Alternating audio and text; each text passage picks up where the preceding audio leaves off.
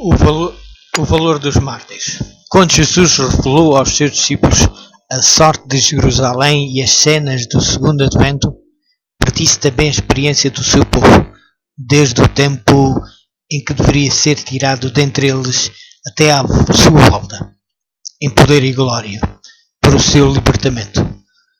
Do Monte das Oliveiras, o Salvador contemplou as tempestades prestes a desabar sobre a Igreja Apostólica e, penetrando mais profundamente no futuro, os seus olhos divisaram os terríveis e devastadores vendavais que deveriam açoitar os seus seguidores nos séculos vindouros de trevas e perseguição.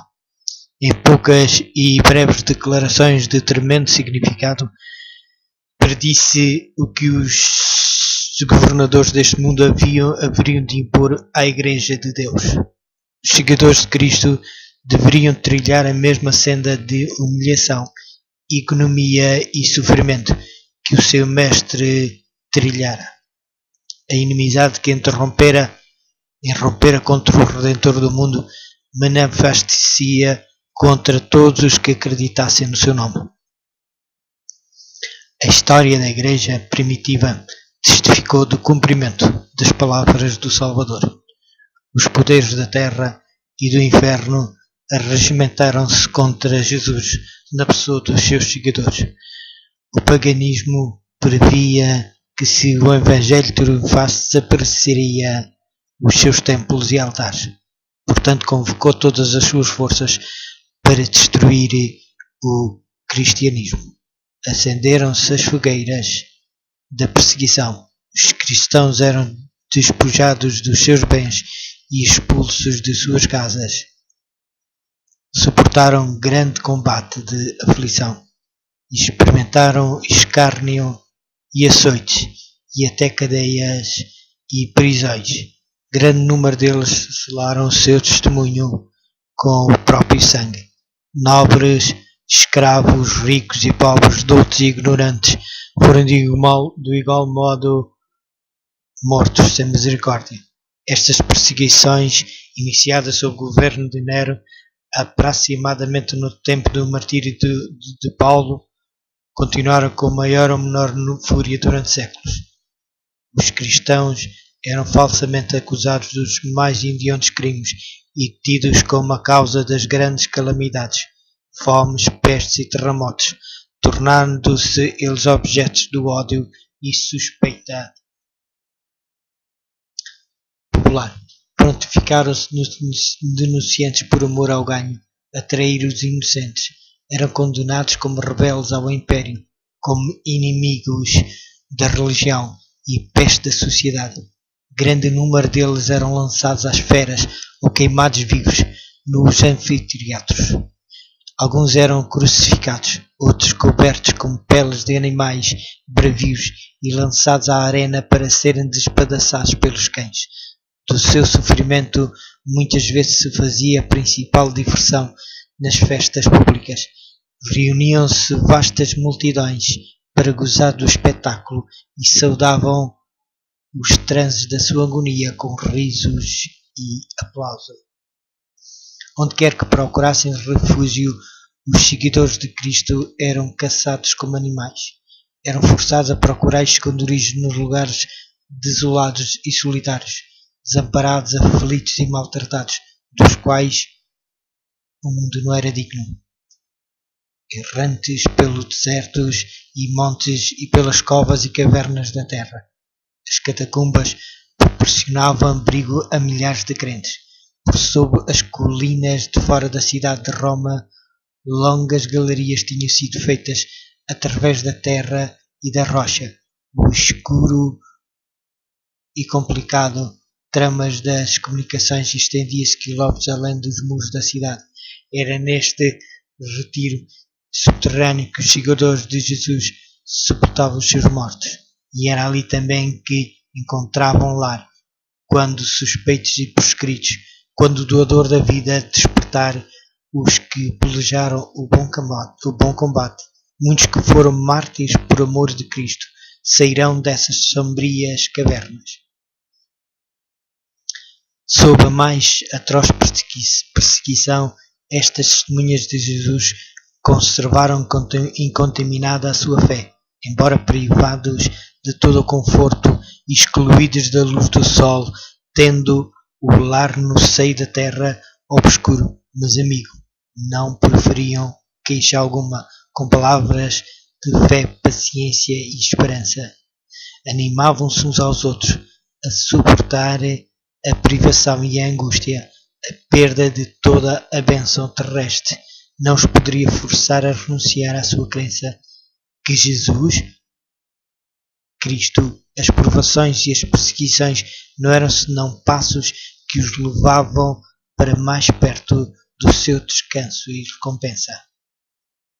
Como aconteceu aos servos de Deus de outrora, muitos foram torturados, não aceitando o seu livramento para alcançarem uma melhor ressurreição.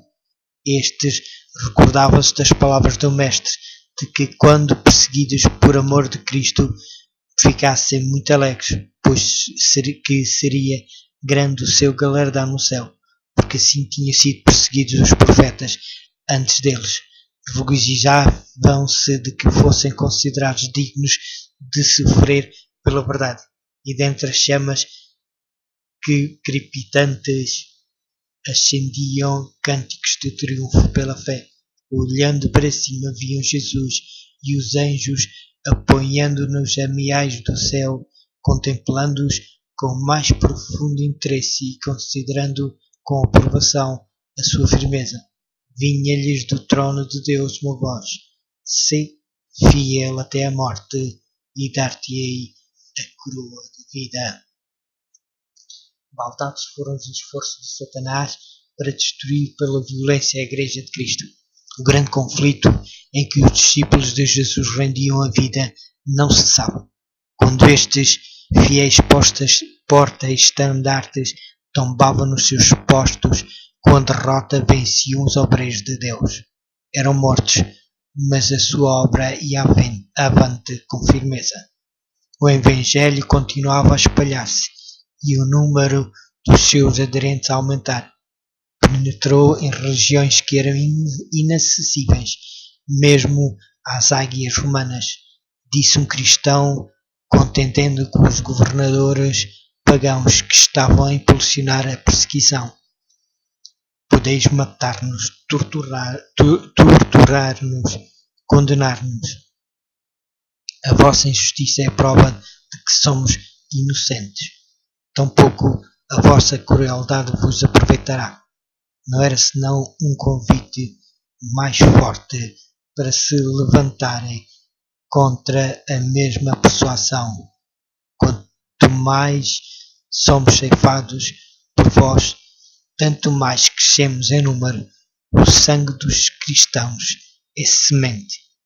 Milhares de crentes eram aprisionados e mortos, mas outros surgiam para ocupar as vagas, e os que eram martirizados pela fé tornavam-se a aquisição de Cristo, tidos por ele na conta de vencedores. Haviam pelejado o bom combate e deveriam receber a coroa de glória quando Jesus viesse. Os sofrimentos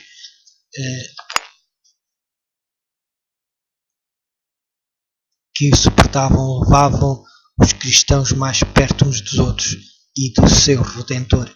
O seu exemplo em vida e testemunho ao morrer era um atentado constante à verdade, e onde menos se esperava, os súbditos de Satanás estavam deixando o seu serviço e alistando-se sob a bandeira de Jesus. Satanás, portanto, formulou os seus planos para guerrear com mais êxito contra o governo de Deus. Hasteando a sua bandeira na Igreja cristã, se os seguidores de Cristo pudessem ser enganados e levados a desagradar a Deus, falhariam então a sua força, poder e firmeza e cairiam como presa fácil. O grande adversário esforçou-se então por obter pelo artifício aquilo que não lograra alcançar pela força. Cessou a perseguição e em seu lugar foi posta a perigosa sedução da prosperidade temporal e honra mundana. Levavam-se idólatras a receber parte da fé cristã, enquanto rejeitavam outras verdades essenciais. Professavam aceitar a Jesus como o Filho de Deus e crer na sua morte e ressurreição, mas não tinham a convicção do pecado e não sentiam necessidade de arrependimento ou de uma mudança de coração. Com algumas concessões da sua parte, propuseram que os cristãos fizessem outras também, para que todos pudessem unir-se sobre a plataforma da crença em Jesus Cristo. A Igreja, naquele tempo, encontrava-se em terrível perigo: prisão, tortura, fogo e espada. E eram bênçãos em comparação com isto. Alguns dos cristãos permaneceram firmes, declarando que não transgrediriam. Outros eram favoráveis a que se dessem ou modificassem algumas características da sua fé e se unissem com os que haviam aceitado parte do cristianismo, insistindo em que este poderia ser o meio para a completa conversão. Foi um tempo de profunda angústia para os fiéis seguidores de Jesus Cristo. Sob a capa de pretenso cristianismo, Satanás estava-se insinuando na Igreja, a fim de lhe corromper a fé e desviar-lhe a mente da palavra da verdade. A maioria dos cristãos finalmente consentiu em baixar a norma, formando-se uma união entre o cristianismo e o paganismo.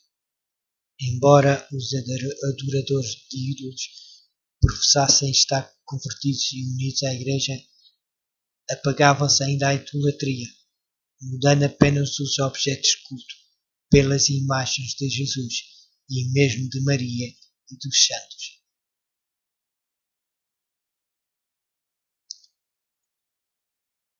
O vil fermento da idolatria assim trazido para a Igreja continuou a obra funesta. Incorporaram-se na sua fé e cultos doutrinas errâneas, ritos supersticiosos e cerimónias idólatras. Unindo-se os seguidores de Jesus Cristo aos idólatras, a religião cristã tornou-se corrupta e a Igreja perdeu a sua pureza e poder. Houve, entretanto, alguns crentes que não foram transviados por esses enganos. Mantinham-se ainda fiéis ao autor da verdade e adoravam somente a Deus.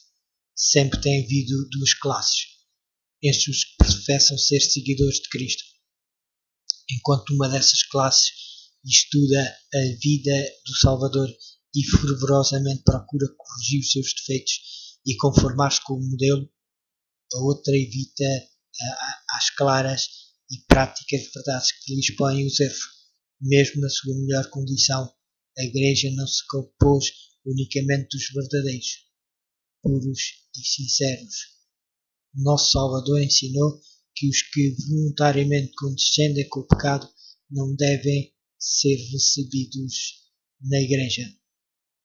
Todavia, ligou a si mesmo homens que eram falhos de caráter, concedeu-lhes os benefícios dos seus ensinos e exemplo, para que tivessem a oportunidade de ver os seus erros e corrigi-los. Entre os 12 apóstolos havia um traidor, Judas. Foi aceito não por causa dos seus defeitos de caráter, mas apesar deles, foi ligado aos discípulos para que pela instrução e exemplo do Mestre pudesse aprender o que constitui o caráter cristão e assim ser levado a ver os seus erros para se arrepender e pelo auxílio da graça divina purificar a alma na obediência à verdade. Mas Judas não andou na luz, que tão misericordiamente brilhou sobre ele. Pela condescendência com o pecado atraiu as tentações de Satanás. Os seus maus traços de caráter tornaram-se predominantes. Rendeu a mente à direção dos poderes das trevas e irava-se quando as suas faltas eram reprovadas, sendo destrado levado a cometer o terrível crime de trair o Mestre. Assim, todos os que careciam o mal sob a profissão de fé, de piedade odeiam os que lhe perturbam a paz, condenando o seu caminho de pecado, Quando se apresenta oportunidade favorável, eles, semelhantemente às Judas, traem os que para seu bem procuram reprobá-los. O valor dos mártires.